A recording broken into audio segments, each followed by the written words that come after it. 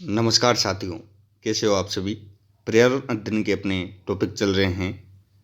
रीट में अपन पर्यावरण अध्ययन संबंधित करीबन 60 क्लासेस अपन ने पढ़ चुके हैं अभी तक। संचार के साधन जो अपना टॉपिक है वो बहुत ही इम्पोर्टेंट टॉपिक है। आप कॉपी और पेन ले लीजिए, नोट्स बनाना प्रारंभ कर दीजिए। ये टॉपिक अपना बहुत ही अच्छी तरीके से अपन समझेंगे।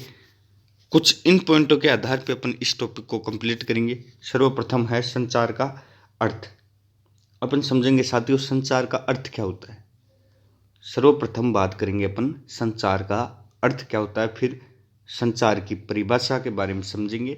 संचार की विशेषताएं क्या होती हैं, संचार की प्रक्रिया के तत्व क्या होते हैं, संचार के प्रकार क्या होते हैं और संचार के साधन क्या होते हैं। निम्नलिखित टॉपिकों के आधार पर अपना निम्नलिखित पॉइंटों के आधार पर अपना टॉपिक चलेगा। तो आप पेन और कॉपी डाल लीजिए। संचार का अर्थ साथियों 3 से 4 वीडियो लग सकते हैं, थोड़ा बड़ा टॉपिक होने वाला है ये। तो संचार का जो अर्थ है सर्वप्रथम अर्थ से समझेंगे, फिर संचार की परिभाषा, संचार की विशेषता, फिर संचार प्रक्रिया के तत्व, संचार के प्रकार और संचार के क्या क्या साधन हैं। तो संचार का अर्थ समझते हैं साथियों। संचार होता क्या है, तो संचार को साथियों हम संप्रेषण भी बोलते हैं। संप्रेषण इंग्लिश में बात करें तो कम्युनिकेशन, इंग्लिश में क्या बोलते हैं, कम्युनिकेशन। और संदेश वाहन भी इसको अपन बोलते हैं। संचार को क्या क्या बोलते हैं आप लिख लीजिए कॉपी में।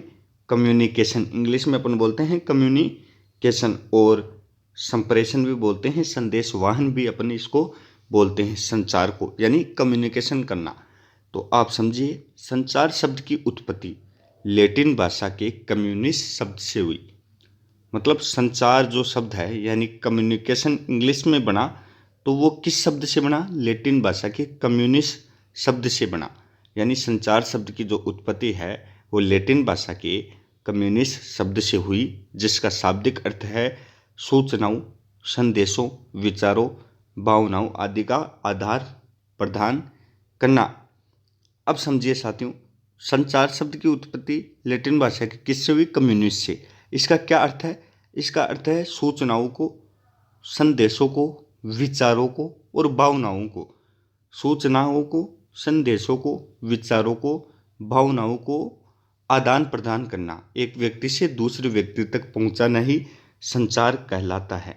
संचार का क्या अर्थ है, संचार का अर्थ है भाई कि सूचनाओं, संदेशों, विचारों, भावनाओं का आदान प्रदान करना। समझ में आ गया। संचार शब्द की उत्पत्ति किससे हुई, कम्युनिस्ट से। कम्युनिस्ट से फिर कम्युनिकेशन बना इंग्लिश में। कम्युनिकेशन का अर्थ क्या होता है, संचार होता है, और हम इसे संप्रेषण, संदेश वाहन भी कहते हैं। अब देखो संचार जिसे संप्रेषण, संदेश वाहन भी कहा जाता है, संचार जिसे संप्रेषण, संदेश वाहन भी कहा जाता है। आशय है कि संचार से आशय है कि दो या दो से अधिक व्यक्तियों के मध्य सूचनाओं, विचारों, भावनाओं, संदेशों का आदान प्रदान किया जाता है।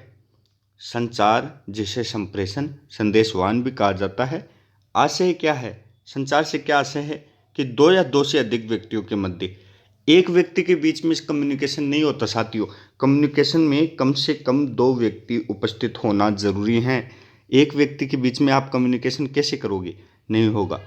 संचार एक व्यक्ति के मध्य नहीं होता, कम से कम 2 व्यक्ति होने चाहिए। संचार से आशय है कि 2 या 2 से अधिक व्यक्तियों के मध्य सूचनाओं, विचारों, भावनाओं, संदेशों का आदान प्रदान करना ही संचार कहलाता है। उम्मीद करता हूँ आपको संचार का अर्थ समझ में आया होगा। आगे चलते हैं साथियों। संचार की अब देखो परिभाषा। संचार की परिभाषा कम से कम हमें इसकी कीथ डेविस की परिभाषा तो याद रखनी है। कीथ डेविस ने क्या कहा था संचार के बारे में कि भाई संचार, यहाँ पे संसार टाइप हो गया है, संचार आएगा। संचार एक ऐसी प्रक्रिया है जिसके अंतर्गत किसी एक व्यक्ति के द्वारा सूचनाओं, संदेश, विचारों का आदान प्रदान इस आधार पर किया जाता है कि सूचना प्राप्त करने वाला व्यक्ति उसका प्रत्युत्तर उसी अर्थ एवं भावना के साथ देगा जिस अर्थ के साथ उसने उस सूचना को प्राप्त किया है। यानी कीथ डेविस ये कहते हैं संचार के बारे में, क्या बताते हैं कि अगर कोई कम्युनिकेशन करता है तो संचार जो प्रक्रिया है उसके अंतर्गत किसी एक व्यक्ति के द्वारा जो सूचनाएं, संदेश, जो विचार आदान प्रदान किए जाते हैं वो इस आधार पर किया जाता है कि सूचना प्राप्त करने वाला, जिसको सूचना दी जाएगी, सूचना प्राप्त करने वाला उसका प्रति उत्तर का अर्थ होता है साथियों फीडबैक, उसका वापस उत्तर उसी भावना के साथ देगा जिस अर्थ के साथ उसने उस सूचना को प्राप्त किया है। मान लीजिए आपने किसी व्यक्ति से कोई बात की, तो दो व्यक्तियों के मध्य बातचीत होती है, आपने बात की, आपने खुशी की बातें की, तो आपका वो उत्तर दुख में नहीं देगा, यानी कि आप जिस लहजे से, जिस तरीके से, जिस बात पे बात कर रहे हैं उस पे वो प्रत्युत्तर उसी से संबंधित देगा। यानी कि देखिए साथियों, संचार एक ऐसी प्रक्रिया है जिसके अंतर्गत किसी एक व्यक्ति के द्वारा सूचनाओं, संदेशों को, विचारों को जो आदान प्रदान किया जाता है वो इस आधार पर किया जाता है कि सूचना प्राप्त करने वाला जो व्यक्ति है वो उसका जो प्रत्युत्तर देगा वो उसी अर्थ में देगा जिस अर्थ में वो व्यक्ति उससे वो संचार प्रक्रिया ले रहा है, उसी अर्थ में देगा, उसी भावनाओं में देगा, जिस भावना से उसको प्राप्त हुआ है उसी में वो प्रत्युत्तर देगा। ये कौन कहना चाहते हैं? कीथ डेविस कहना चाहते हैं। तो साथियों, अपने पढ़ा, संचार की परिभाषा अपने पढ़ ली, संचार का अर्थ पढ़ लिया। अब देखो साथियों, संचार की क्या विशेषताएं हैं, संचार है जो उसकी विशेषताएं क्या हैं, अब समझिए, पॉइंट डाल लीजिए। संचार में कम से कम दो व्यक्तियों का होना अनिवार्य है। ज़्यादा व्यक्ति आप कितने भी हो सकते हो, लेकिन दो कम से कम व्यक्ति होना अनिवार्य है। एक के बीच में संचार प्रक्रिया नहीं होती। संचार में कम से कम दो व्यक्तियों का होना अनिवार्य है। अगर आप कम्युनिकेशन करते हो तो दो व्यक्तियों का होना उसमें अनिवार्य है। संचार निरंतर चलने वाली प्रक्रिया है। संचार निरंतर चलने वाली प्रक्रिया है। संचार जो है वो निरंतर चलने वाली प्रक्रिया है। संचार एक चक्रीय प्रक्रिया है। इसको समझिए साथियों, चक्रीय प्रक्रिया कैसी है? चक्रीय प्रक्रिया ऐसे है जैसे मान लीजिए आपने किसी व्यक्ति से कोई बातचीत की तो वो वापस वो आपको फीडबैक देगा तो वो वापस देगा, तो वो चक्र के रूप में चलती रहती है। यानी ये हमेशा चलने वाली प्रक्रिया है, तो ये एक चक्र के रूप में चलती है। संचार एक चक्रीय प्रक्रिया है। संचार में माध्यम होना जरूरी है। आपका क्या माध्यम है, आप किस विषय वस्तु को लेकर चल रहे हो, ये होना उसमें आवश्यक है। यानी संचार में माध्यम और संचार के अंतर्गत विषय वस्तु का होना आवश्यक है। आपके बीच में माध्यम ही नहीं होगा तो आप किस प्रकार से संचार कर पाओगे? कम्युनिकेशन आपका नहीं हो पाएगा। और संचार के अंतर्गत अगर आपके पास विषय वस्तु ही नहीं है, आपके पास कोई बात करने का कोई टॉपिक ही नहीं है। अब मैं आपसे बात कर रहा हूँ, मेरे पास कोई टॉपिक ही नहीं होगा तो मैं आपसे कैसे विचार विमर्श करूँगा, आपसे कैसे बात करूँगा, आपसे कैसे कम्युनिकेशन करूँगा? तो संचार में कम से कम दो व्यक्ति होना चाहिए। संचार निरंतर चलने वाली प्रक्रिया है। संचार एक चक्रीय प्रक्रिया है। संचार में माध्यम होना आवश्यक है और संचार के अंतर्गत विषय वस्तु का होना अति आवश्यक है। संचार में प्रतिपुष्टि आवश्यक है। अब समझिए, अब जैसे कि हमने जब संचार की परिभाषा अपन पढ़ रहे थे तो ये देखिए, इसमें एक व्यक्ति ने बात की उसी अर्थ में, उसी विचार में जो कीथ डेविस ने बताया, फिर दूसरे व्यक्ति ने प्रत्युत्तर दिया। यानी कि संचार में क्या होता है? संचार में प्रतिपुष्टि, प्रत्युत्तर, फीडबैक होता है साथियों। प्रतिपुष्टि, प्रत्युत्तर होता है।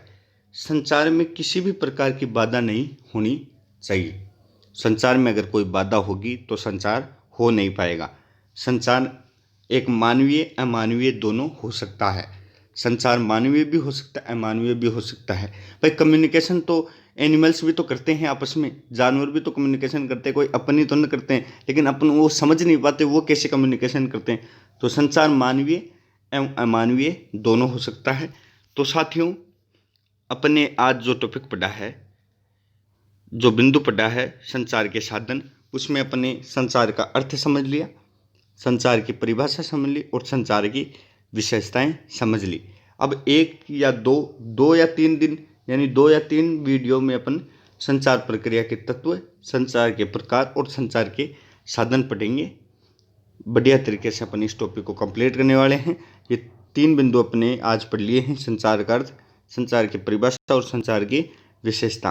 अब ये 3 बिंदु और हैं महत्वपूर्ण: संचार प्रक्रिया के तत्व, संचार के प्रकार और संचार के साधन। साथियों, उम्मीद करता हूँ आपको समझ में आया होगा। जब तक के लिए जय हिंद, जय भारत।